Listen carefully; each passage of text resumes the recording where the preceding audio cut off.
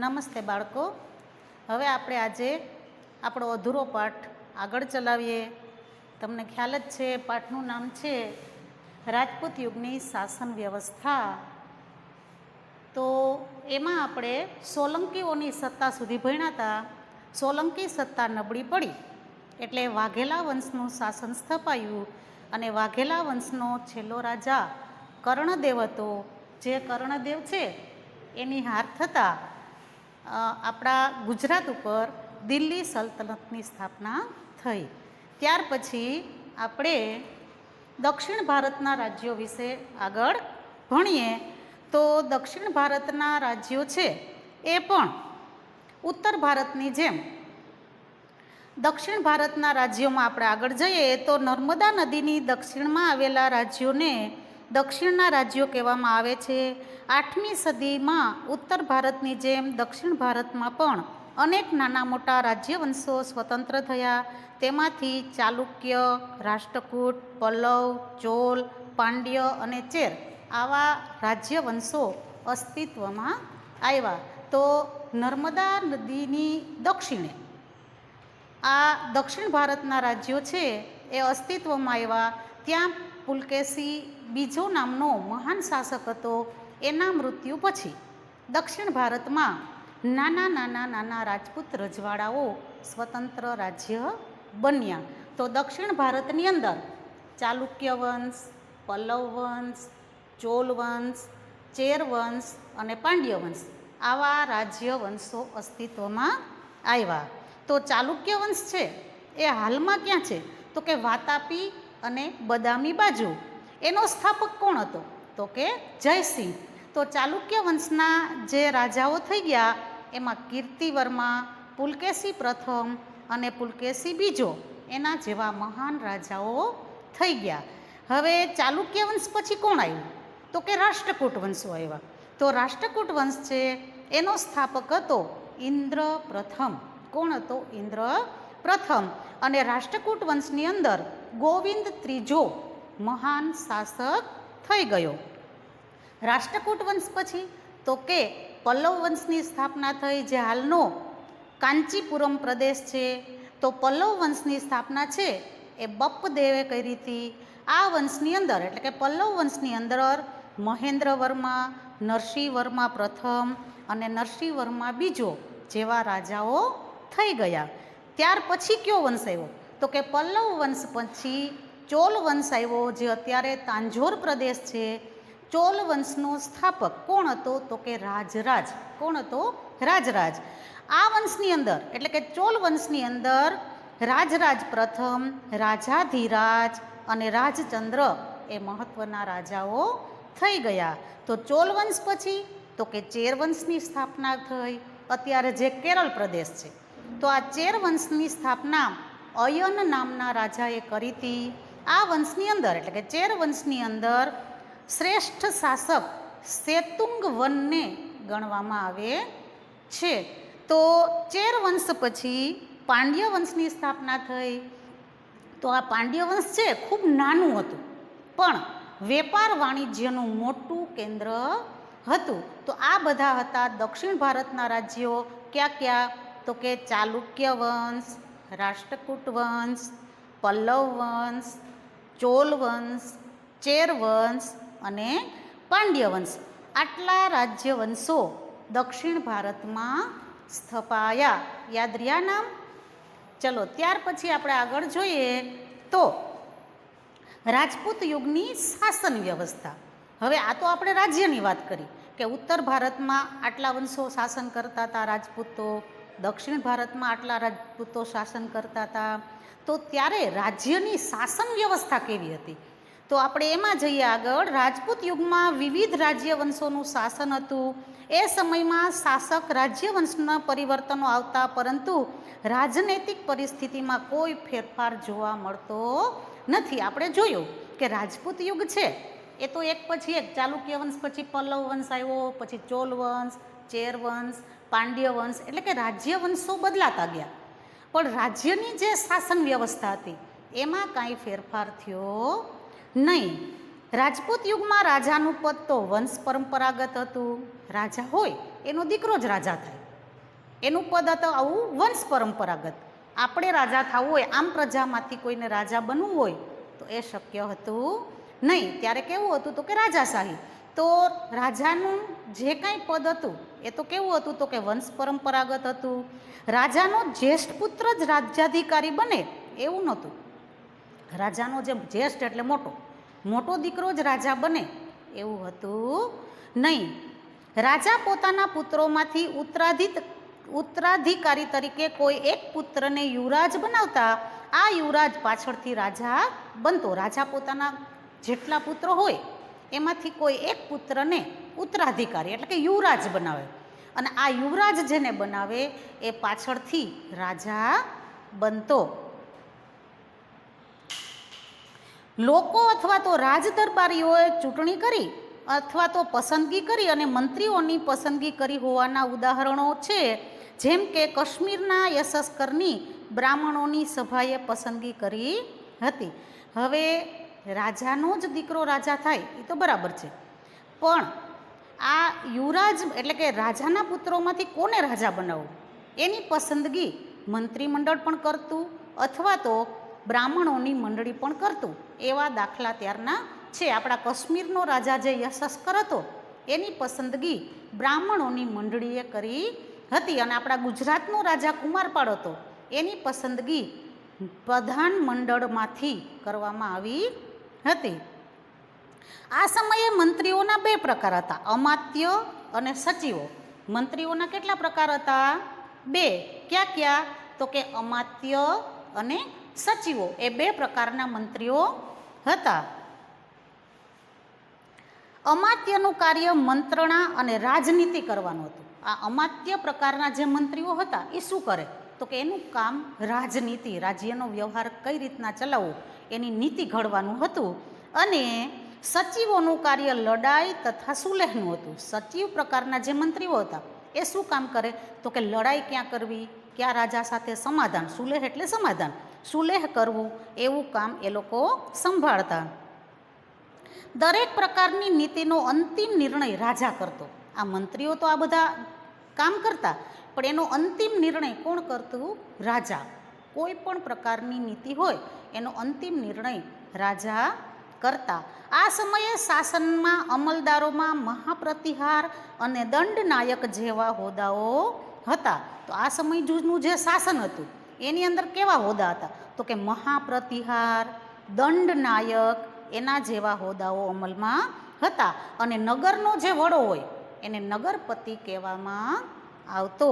રાજપૂત યુગમાં ગ્રામીણ સંસ્થાઓનું મહત્ત્વ વિશેષ હતું. આ સંસ્થાઓનો એવો વિકાસ થયો કે મુઘલ કાળમાં પણ ગ્રામ્ય પંચાયતનું મહત્ત્વ રહ્યું. ઉત્તરની જેમ દક્ષિણ ભારત પણ ગ્રામ્ય પંચાયતોને આધીન હતું. તેનો વડો મુખી કે સરપંચ ગણાતો. કેટલીક બાબતોમાં ગ્રામસભા ન્યાય આપતી, પરંતુ રાજ્ય શાસનમાં ન્યાયતંત્રનો સર્વોચ્ચ વડો રાજા હતો. તો એ સમયની અંદર રાજપૂત યુગની અંદર પણ ગ્રામ પંચાયતનું ખૂબ મહત્ત્વ હતું. અત્યારે પણ આપણે છે જ, દરેક ગામડામાં એક ગ્રામ પંચાયત હોય અને ગામનો તમામ વહીવટ ગ્રામ પંચાયતનો સરપંચ સંભાળતો હોય. તો ત્યારના સમયમાં પણ આ ગ્રામ પંચાયતોનું ખૂબ મહત્ત્વ હતું. દક્ષિણ ભારત અને ઉત્તર ભારત બે રજવાડાની અંદર જે ગામડાઓ હોય ત્યાં ગ્રામ પંચાયત હતી. અને ગ્રામ પંચાયતનો વડવો શું કહેવાતો તો કે સરપંચ ગણાતો. અને ગામનો નિર્ણય, ગામની કોઈ પણ બાબત હોય તો એનો નિર્ણય સરપંચ આપતો. પણ શાસનના ન્યાયતંત્રનો નિર્ણય તો સર્વોચ્ચ રાજા, સર્વોચ્ચ અધિકારી એટલે કે રાજા જ આપતો. વેપાર અને વાણિજ્ય, ત્યારનો આપણો રાજપૂત યુગની શાસન વ્યવસ્થા હતી એમાં વેપાર વાણિજ્ય કેવો થતો હતો તો કે રાજપૂત યુગમાં વાણિજ્ય વ્યવસ્થા ઉપર દેખરેખ રાખવા માટે એક અલગ વિભાગ હતો. આ વિભાગ વિદેશ ખાતેના વેપાર ઉપરની જકાત વસૂલ કરવાની, વસ્તુઓનું મૂલ્ય ઠરાવવાની અને રાજ્યમાં ઉપયોગી થતી વસ્તુઓ મંગાવવાની વગેરે વ્યવસ્થા કરતો. તો ત્યારે આ વેપાર વાણિજ્ય માટે રાજ્યની અંદર એક અલગ જ ભાગ રાખવામાં હતો.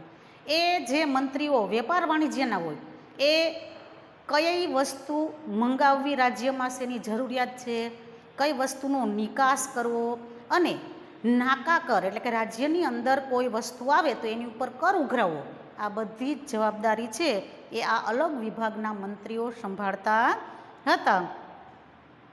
જમીનના ઉપજનો છઠ્ઠો ભાગ હતો ત્યારે કર કયો હતો? તો કે જમીન તમારી હોય એની જે ઉપજ થાય એનો છઠ્ઠો ભાગ ત્યારે કર સ્વરૂપે રાજાને ભરવાનો રહેતો. રાજપૂત યુગમાં જમીન પરનો કર એને ભાગ કહેતા. અત્યારે આપણે જમીન ઉપર કર ભરીએ જ છીએ, તો ત્યારે જે જમીનનો કર ભરતા એ કરને શું કહેતા? તો કે ભાગ તરીકે ઓળખાવવામાં આવતો. આજે પણ જમીન ઉપર કર લેવાય છે. બંદરો અને નાકા ઉપર તથા સિંચાઈ ઉપર પણ કર ઉઘરાવવામાં આવતો. બંદરો તમને ખબર છે કે સમુદ્ર કિનારે જહાજમાં વસ્તુઓ આવે અને જાય, જ્યાં જહાજ ઊભું રહે અને વસ્તુઓ ઉતારે એને બંદર કહેવાય. જેમ કે બસ સ્ટેન્ડે બસ આવે ને જાય, રેલવે સ્ટેશને ટ્રેન આવે અને જાય, એવી રીતના જહાજ માટે એક બંદર બનાવ્યું હોય તો આ બંદર ઉપર પણ કર ઉઘરાવવામાં આવતો. નાકા ઉપર રાજ્યનું જે શરૂઆત થાય એને નાકું કહેવાય. પહેલાં ટોલ નાકા અત્યારે નથી, એવી રીતના રાજ્ય શરૂ થાય ને ત્યાં તો રાજ્યની નાકા ઉપર પણ કર ઉઘરાવવામાં આવતો અને સિંચાઈ ઉપર પણ રાજા કર ઉઘરાવતા હતો. આ સમયે દરિયાપારના વેપાર માટે ગુજરાતમાં 2 બંદરો હતા. એક તો છે સ્તંભ તીર્થ એટલે ખંભાત અને બીજું છે ભૃગુ કચ્છ એટલે કે ભરૂચ બંદર. આ 2 બંદરેથી ભારતનો વિદેશી સાથે વેપાર આયાત નિકાસ થતી હતી. હવે ભારતનો વિદેશી આક્રમણો, ભારત ઉપર કોણે કોણે આક્રમણ કર્યા? તો કે 8મી થી 12મી સદી દરમિયાન ભારતમાં મુસ્લિમ આક્રમણો થયા. આપણો ભારત દેશ સમૃદ્ધ દેશ હતો એટલે ભારતને લૂંટવા માટે વિદેશના લોકો છે એ આપણા ભારત ઉપર આક્રમણ કરતા. 8મી સદીમાં આરબ રાજસત્તાનો વિસ્તાર કરવાના હેતુથી મુહમ્મદ ઇબ્ન કાસિમે ભારતના ઉત્તર પશ્ચિમ ભાગ પર આક્રમણ કર્યું. આપણા ભારતને લૂંટવા માટે કોણે આક્રમણ કર્યું? તો કે આરબોએ. આરબનો કયો માણસ હતો? તો કે મોહમ્મદ ઇબ્ન કાસિમ. એણે ક્યાં લૂંટ ચલાવી? તો કે ભારતના ઉત્તર પશ્ચિમ ભાગમાંથી આપણા ભારત ઉપર આક્રમણ કર્યું અને વાયવ્ય ખૂણામાંથી સબુકતેગીનના લશ્કરે પણ આક્રમણ કર્યું. વાયવ્ય સીમાએથી કોણે આક્રમણ કર્યું? તો કે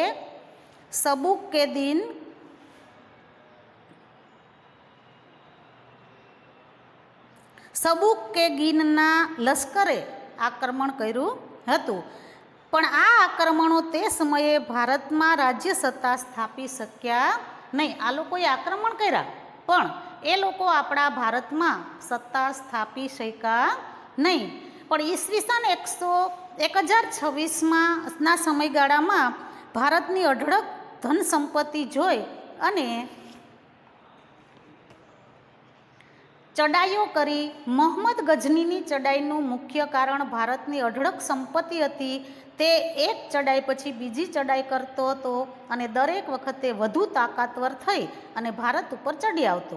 આ સમયે ભારતના શાસકો એક થઈને શક્તિશાળી સેના ન બનાવી શક્યા. પરિણામે ઈસવીસન 1025માં તેણે સોમનાથ પર ચડાઈ કરી અને અઢળક ધન સંપત્તિ લૂંટી. તો આપણા ભારત ઉપર જે ચડાઈ કરનારા છે એમાં ગઝનીનો સુલતાન છે મોહમ્મદ ગઝની. એણે 1000થી 1026 સુધીમાં અનેકવાર ભારતમાં ચડાઈ કરી.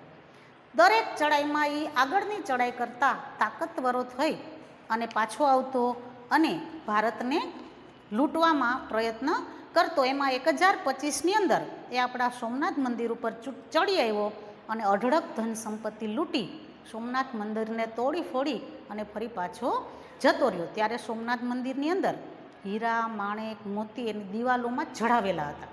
તો આપણી સંપત્તિ ખૂબ હતી એટલે આ મોહમ્મદ ગઝનીએ વારંવાર એને હાર પણ મળતી પણ વારંવાર એ અલગ અલગ જોરદાર તૈયારી કરી, જુસ્સાદાર તૈયારી કરી અને ફરી પાછો ભારત ઉપર ચડાઈ કરતો અને 1025માં એણે સોમનાથ મંદિરને લૂંટ્યું હતું.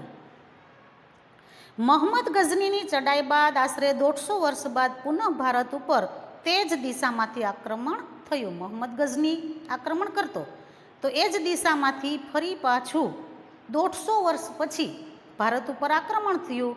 તે જ દિશામાંથી આક્રમણ થયું. અગાઉના આક્રમણોની વાત ભારતીય શાસકો ભૂલી ગયા. અગાઉ જે મોહમ્મદ ગઝનીએ આક્રમણ કર્યું હતું ત્યાર પછી 150 વર્ષે પાછું એ જ દિશામાંથી આક્રમણ થયું. પણ આપણા જે રાજપૂત રાજાઓ હતા એ પહેલાંના આક્રમણો ભૂલી ગયા હતા.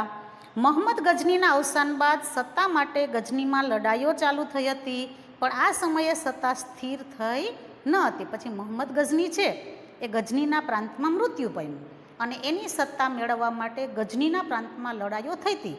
એ સમયે આપણા રાજપૂત શાસકો છે એણે જો ગઝની ઉપર ચડાઈ કરી હોત તો આપણે ગઝનીનો પ્રદેશ પ્રાપ્ત કરી શક્યા હોત, પણ આપણે એવું કર્યું નહીં. આપણા શાસકોએ એ કામ કર્યું નહીં.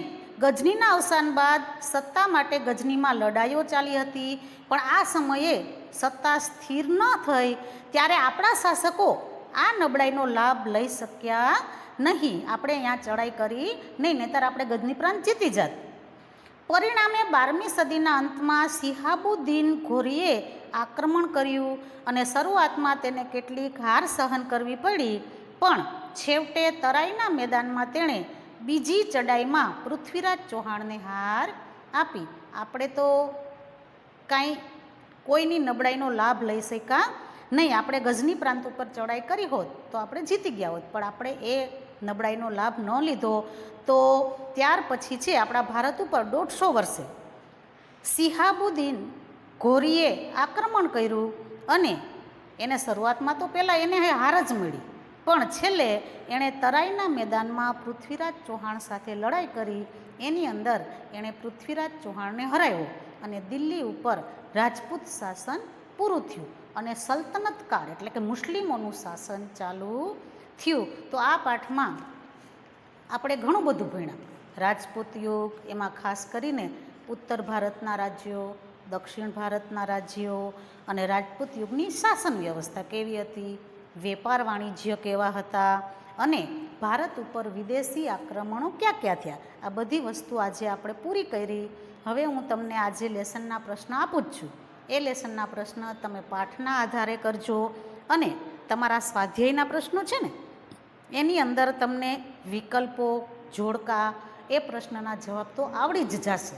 અને આજે જે લેસનના પ્રશ્ન આપ્યા છે ને એ પાઠ વાંચી અને તમારે કરવાના છે. હવે પછીનું આગળનું પ્રકરણ આપણે હવે પછીના વિડીયોમાં લેશું. કાંઈ ન સમજાય તો જ્યારે મળીએ ત્યારે ફરીવાર પૂછજો. નમસ્તે.